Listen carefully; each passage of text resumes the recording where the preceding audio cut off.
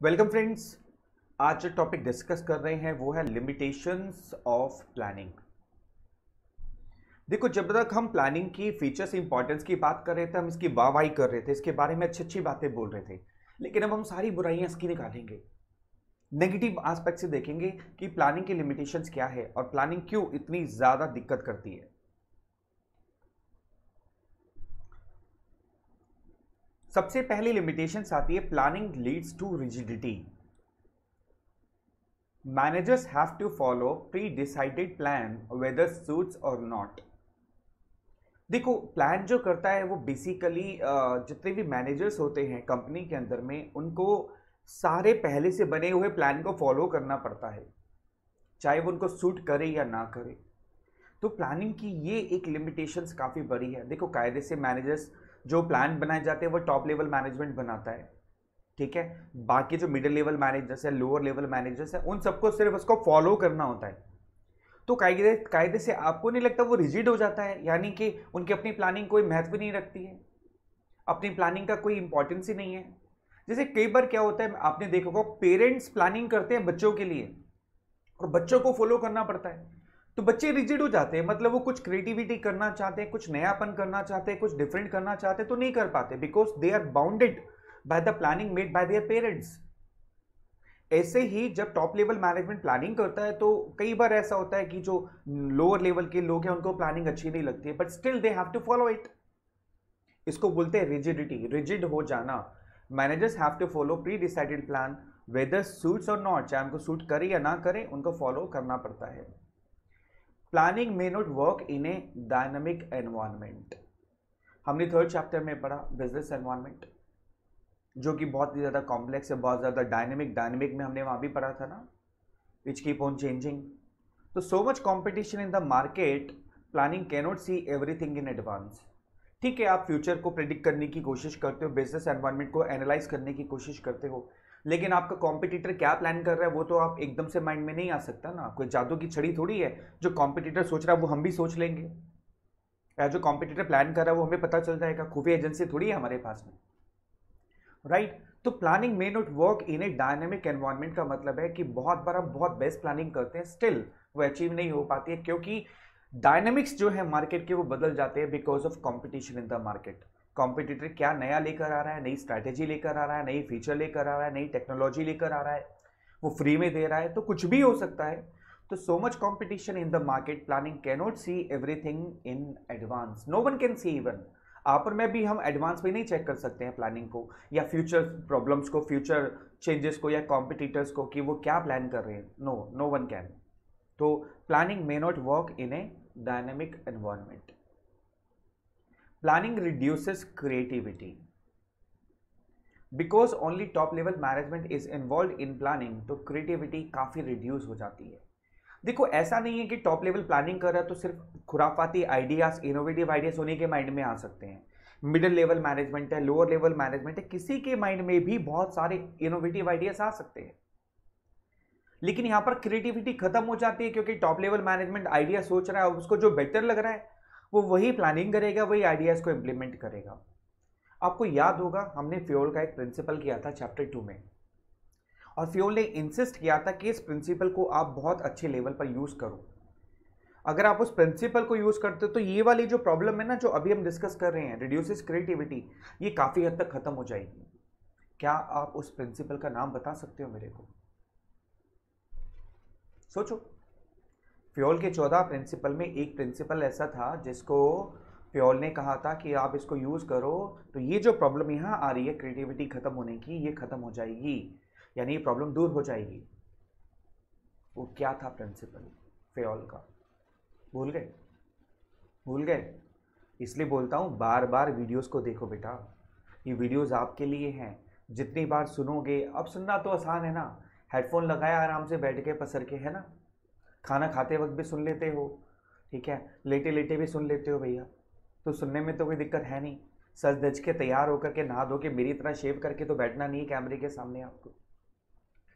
उस प्रिंसिपल का नाम था इनिशिएटिव, यानी कि आप अपने स्टाफ को एंकरेज करो कि वो डिसीजन मेकिंग में आपकी हेल्प करे, आपको आइडियाज़ दे, अगर आप ऐसा करते हो तो आप उनकी क्रिएटिविटी को यूज़ कर सकते हो और ये जो प्लानिंग की लिमिटेशन है ख़त्म हो जाएगी। एग्जैक्टली समझ गए? Yes. Planning involves huge cost. हमें लगता है कि प्लानिंग फ्री में होती है, कुछ लगता तो है नहीं, दिमाग में आइडियाज़ ही तो लाने हैं, दिमाग अपना है, जितने मर्जी आइडियाज़ ले आओ, है ना। लेकिन ऐसा नहीं होता। जब आप बिजनेस के लिए प्लान करते हो, किसी प्रपोजल के लिए प्लान करते हो, मान लो कोई प्रोडक्ट लॉन्च करना है कि नहीं करना, कोई इन्वेस्टमेंट करनी है कि नहीं करनी, बिजनेस में तो ऐसा नहीं होता ना कि बिना इन्वेस्टमेंट के काम हो जाता है। तो वहाँ पर भैया प्लानिंग करने के लिए कॉस्ट लगती है। कैसे कॉस्ट लगती है? जितने भी टॉप प्रोफेशनल्स होते हैं कंपनी के अंदर, उनका टाइम लगता है सर। टाइम लगता है यानी उसकी कॉस्ट तो है ही है ना, टाइम की। सैलरी देते हैं भैया स्टाफ को हम लोग। तो अगर आपका टॉप लेवल मैनेजमेंट के 5 लोग एक महीना इन्वॉल्व रहे प्लानिंग में, तो उसके 5 महीने की मतलब 1 महीने की सैलरी 5 लोगों की, वो तो प्लानिंग की कॉस्ट होगी कि नहीं होगी भाई साहब? बोलो बेटा, हुई कि नहीं हुई? तो बेटा टाइम लगता है। बिजनेस प्रपोजल्स को जब हम प्लान करते हैं तो उसमें टाइम लगता है, वो एक हमारी बहुत बड़ी कॉस्ट होती है। उसके अलावा पैसा भी लगता है। पैसा कैसे लगेगा? मान लो आप मीटिंग करने के लिए स्टाफ रूम कोई अपॉइंट कर रहे हो, या कोई आप हॉल अपॉइंट कर रहे हो, या किसी होटल में जाकर के मीटिंग कर रहे हो आप किसी के साथ में, ठीक है, या आपने कोई बैंकेट हॉल बुक कराया मीटिंग करने के लिए, सबके साथ डिस्कस करने के लिए, चाय पानी का खर्चा, तो पैसा तो लगता है सर। मैं आपकी प्लानिंग की बात नहीं कर रहा भाई, अकेले कमरे में बैठ कर आइडिया सोच रहे हो और प्लानिंग कर रहे हो। मैं बिजनेस प्लान की बात कर रहा हूँ, मैं प्रपोजल्स की बात कर रहा हूँ। मैं शेयर्स इशू करने के नहीं करने, डिबेंचर्स लाएं कि ना लाएं, किसी के साथ में मर्जर करे कि ना करे, कंपनी खरीदे कि ना खरीदे, इतना आसान नहीं है सर ये प्लानिंग करना। समय लगेगा, पैसा लगेगा, फैक्ट्स इकट्ठे करने पड़ेंगे आपको बहुत सारे फैक्ट्स इकट्ठे करने पड़ेंगे, डेटा इकट्ठा करना पड़ेगा, उस डेटा को एनालाइज करना पड़ेगा, उसकी एक्यूरेसी को चेक करना पड़ेगा, तब जाकर के आप प्लान करोगे कि मैं इन्वेस्टमेंट करूं कि ना करूं। प्रोफेशनल एक्सपर्ट फी देनी पड़ेगी आपको।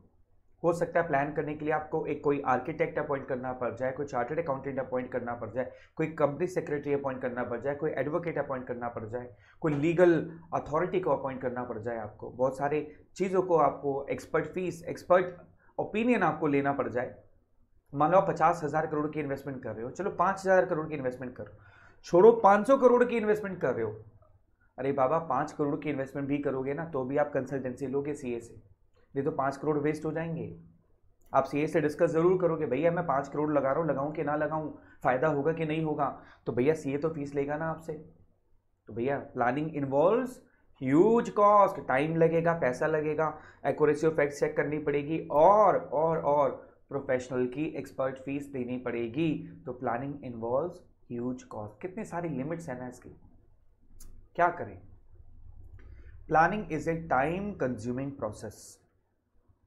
क्योंकि प्लानिंग जो आप करते हो वो प्लानिंग नहीं होती है, प्लानिंग में बहुत सारे स्टेप्स होते हैं और उन सारे स्टेप्स को हमें फॉलो करना होता है, तो प्लानिंग में समय लगता है।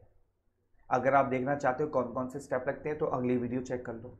अगली वीडियो में हमने ये चेक किया हुआ है, डिस्कस किया हुआ है प्रोसेस ऑफ प्लानिंग, पूरा प्रोसेस डिस्कस किया हुआ है मैंने आपके साथ में, पहले स्टेप से आखिरी स्टेप तक। और जब आप सारे स्टेप को सुनोगे तो आप कहोगे हाँ सर प्लानिंग में तो बहुत सारे स्टेप्स होते हैं, तो भैया उसमें टाइम तो लगेगा ही लगेगा। तो planning is a time consuming process. Planning does not guarantee success.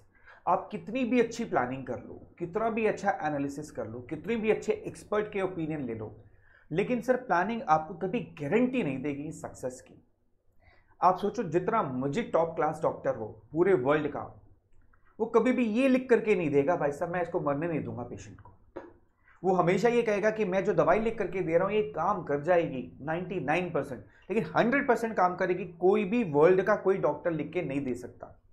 कोई वर्ल्ड का डॉक्टर ये लिख के नहीं दे सकता कि मैं पेशेंट को मरने नहीं दूंगा, इसकी जान में बचा लूंगा, सर कोई नहीं लिख के दे सकता। सेम प्लानिंग है, planning does not guarantee success. जितना मर्जी आप कर लो, हाँ ये creates false sense of security तो देती है सर। प्लानिंग आपको एक तरीके से सिक्योरिटी दे देती है, आपको लगता है प्लान कर लिया तो सब कुछ अचीव हो गया, सर ऐसा नहीं होता। आपको एक्शन भी लेना पड़ेगा, उसके ऊपर में काम भी करना पड़ेगा। इसलिए बहुत सारे लोग ना सिर्फ ख्याली पुलाव बनाते हैं, दोबारा बोलूं, बहुत सारे बच्चे सिर्फ ख्याली पुलाव बनाते हैं, जिसको बोलते हैं creating false sense of security.